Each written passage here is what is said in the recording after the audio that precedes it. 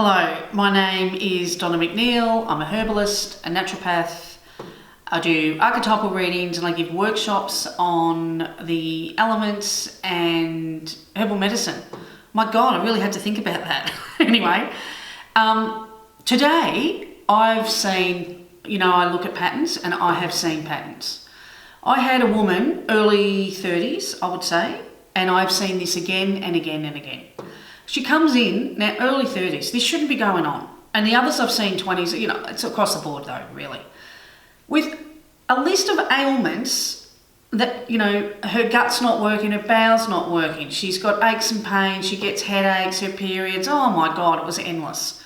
Now, I know I sound like as if I'm a cold-hearted bitch. It's not, but I just was like, how can someone so young be so sick? And then I started to see the patterns. So when someone comes to me, I'll look at them physically, spiritually, and emotionally. And it's not that I'm judging, it's just that I'm seeing patterns. And so when I see a pattern, it's really good because that way we can help each other heal. Now, the thing that I see that's behind this is emotions come first and then disease comes physically. That's been well known for a long time. This particular woman, I said to her, okay, it's a little bit disturbing that, you're not as well as you should be. So I said to her, what's the relationship like with your mum? No. What's the relationship like with your dad? Well, he left.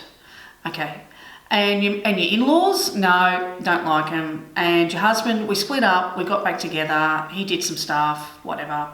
And then, what else was she talking about? Like friends, it was endless. Another woman comes in, same deal. What's going on with you? La, la, la, la, la. Relationships. So, please, can you start fixing your relationships? I understand, there's people in my family I'm not really close with. I'm not saying that you need to mend it with everybody, but you need to make peace. So, for example, there's people I don't speak to, but I have done a process of I have forgiven them for what they have done to me, and I have forgiven myself for what I have done for them. So therefore, there's not an emotional component in there. It's just not there. So I would say if you've got all these physical ailments, even if you write a list, it doesn't really matter, but I would write down all the relationships that are upsetting you and feeding into you.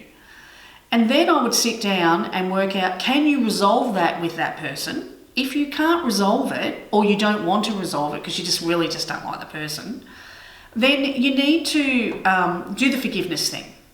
Now, the other thing, again, I know I'm banging on about it, the heart. You want to come from your mind. Now, let's talk about the mind. This is another thing. I remember learning this in my 20s and it changed my whole entire life. So it is called the monkey mind, the lower mind, or the second mind. Now that is that internal chatter that you have in the back of your head. Now, for an example, it can be, just say you drop something. Your monkey mind will go, oh, you're a klutz. Or if you say something, you go, look what you've done. You've offended everybody. So what will happen is you will talk to yourself worse than you will talk to any single person on this earth. That's observation. So if you're one of these people, I want you to look in the next few days how in control is your monkey mind. We're just going to settle with monkey mind. How in control is your monkey mind? Is it constantly saying, you're fat, you're stupid, what'd you do that for, you klutz, you don't know anything, everybody hates you, everyone wants you to shut up. It's crap talk, I know it is. But a lot of people do it. And so I have also, have said to these people, what's your monkey mind like? Because what you can do when you're in your mind, you all of a sudden think you know how the other person's feeling. You've got no idea how they're feeling. And sometimes you think, oh, that person's angry with me.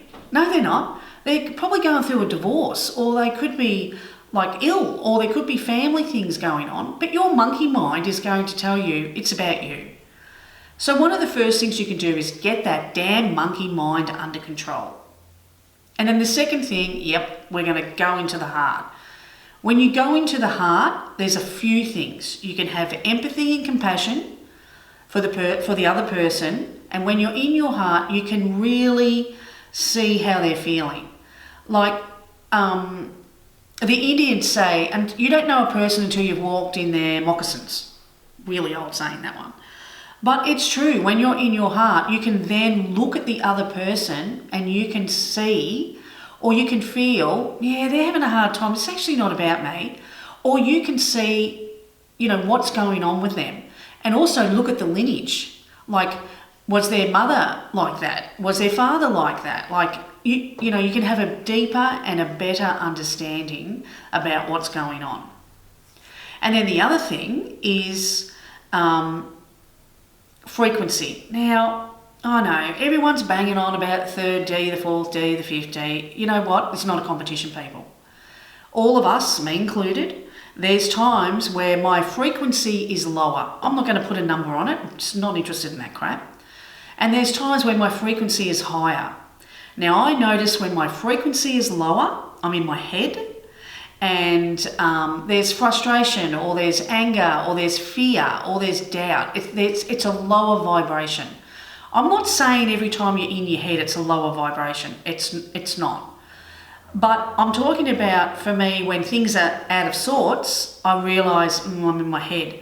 And then when I move to my heart, and then the frequency rises, because it is about love. It's about optimism. It's about joy. It's about the wonderment of life. Do you see what I'm saying? So, like for instance, the other day, I got quite upset. Really, I don't know why, but I did, because I've got some decisions I've got to make. There's a bit going on about directions I'm taking, my business, and what's going on. And so, I'm sitting in the car and I'm full of angst, and I'm driving, and it was like a cloud came over the top of me. And so for that, I was like, I'm in my head, and I was thinking, should I do this? Should I do that? What's going on? But then when I dropped into my heart, it's just a nicer frequency. I can think clearly, and then I step into, you know what, Donna, don't worry about it. The universe has got your back. Just go about your business. So anyway, the moral of the story of this discussion is, if you do have a lot of physical ailments, I want you to have a look at the emotional component of your life, and for God's sake, start making peace. Either make peace in person or do the forgiveness thing with you or them.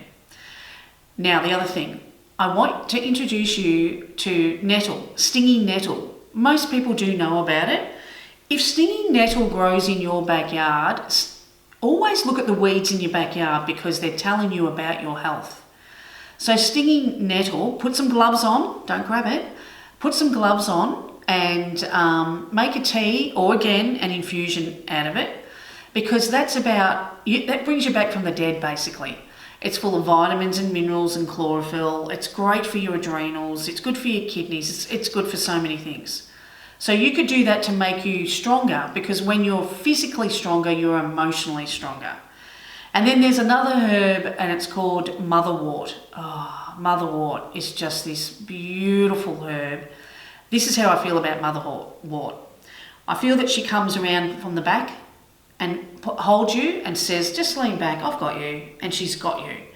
She's so beautiful for emotional issues, also period pains, things like that. Menopause, fantastic. So there's a couple of herbs in there that you can use, but this is a time to get into your heart, into your brain and heart. So what you want your brain and your heart to be. I did that the wrong way around. You want them to be in alignment, but you want the heart to be the boss. But you want a synchronicity between the two, so that you can think clearly and problem solve. Anyway, give nettle, motherwort, have a look at it. Google it, see what's going on. Oh, and by the way, when you Google, like Google, everything is Western medicine about the herbs. What they've done, they've injected so much fear into the herbs. Be careful on that. Try and find an actual herbalist. Or go down to page 3 or 4 and look for the sites that have got the herbalists in it, because everything else you'll see it. It's all allopathic. It's all Western medicine, and the last thing they want you to do is to heal yourself through herbs. They'd rather you take poisons. Anyway, that's how I feel about that. Speak soon. Thank you. Bye.